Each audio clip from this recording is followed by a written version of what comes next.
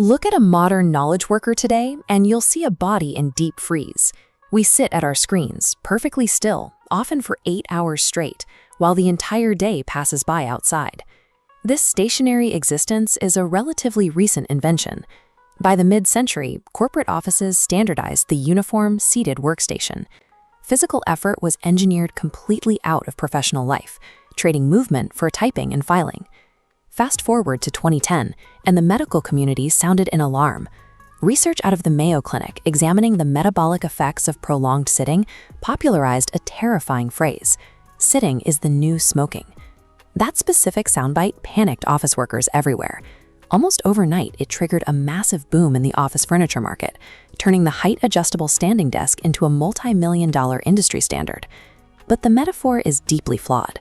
A pack-a-day smoker who runs marathons is still poisoning their lungs. Sitting, however, is entirely different. Its negative effects are highly modifiable based on what you do when you aren't in the chair. Now, an influx of clinical data published between 2024 and 2026 proves that forcing a choice between sitting and standing is a false dichotomy.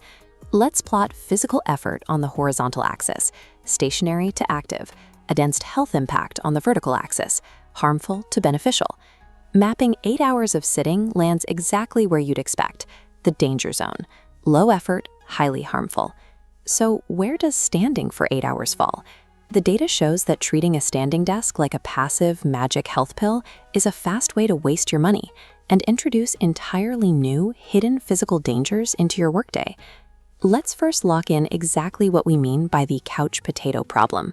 For the average knowledge worker, this means remaining seated continuously for 8 or more hours a day. This chart shows the stark reality of that lifestyle. When you compare an active worker to someone who sits most of the day, the sedentary worker faces a 16% higher risk of all-cause mortality. Under the hood, prolonged sitting causes a metabolic bottleneck. Your glucose metabolism slows to a crawl, and you see a drastic drop in lipoprotein lipase, an essential enzyme your body uses to break down fats in your blood.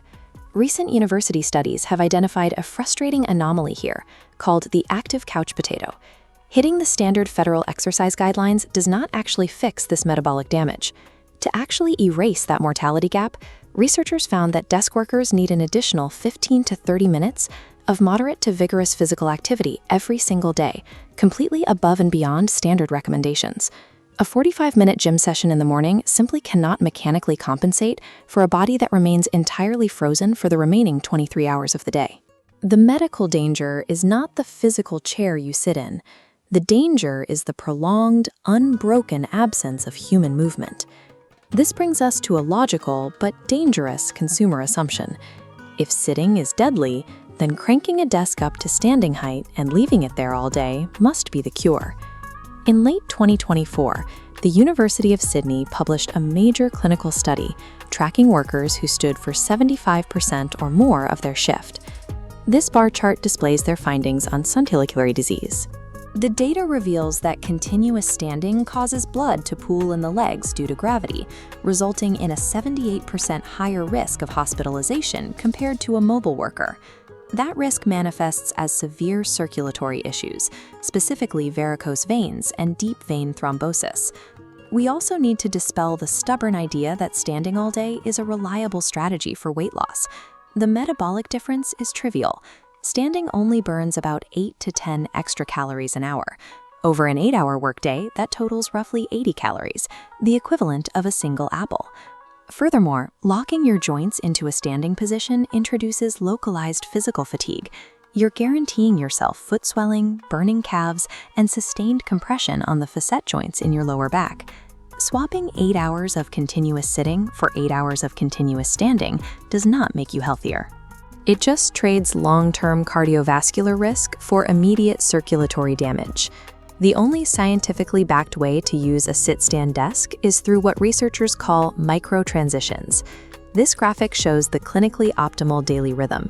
It breaks down to 20 minutes of sitting for focused work, 8 minutes of standing for lighter tasks, and 2 minutes of actual walking to get your blood flowing. Mechanically, this specific rhythm saves your spine. Intervertebral discs don't have their own blood supply. They rely on pressure changes to pump nutrients in and out. Constantly altering your posture forces those healthy pressure cycles to occur. When workers adopt this pattern, self-reported lower back pain drops by 30 to 50%. We also see measurable cardiovascular improvements. The recent RESET BP trial proved that this exact routine achieves a 3 mm of mercury drop in systolic blood pressure. But there is a significant catch. Committing to this routine requires immense mental discipline. You have to willingly interrupt your deep workflow every 30 minutes to physically adjust your desk height.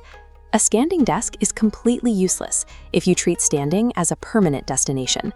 Its only medical value is as a specialized tool that makes frequent physical transitions possible. So, knowing all this, is a $300 to $500 height adjustable desk actually worth your money? Let's run your profile.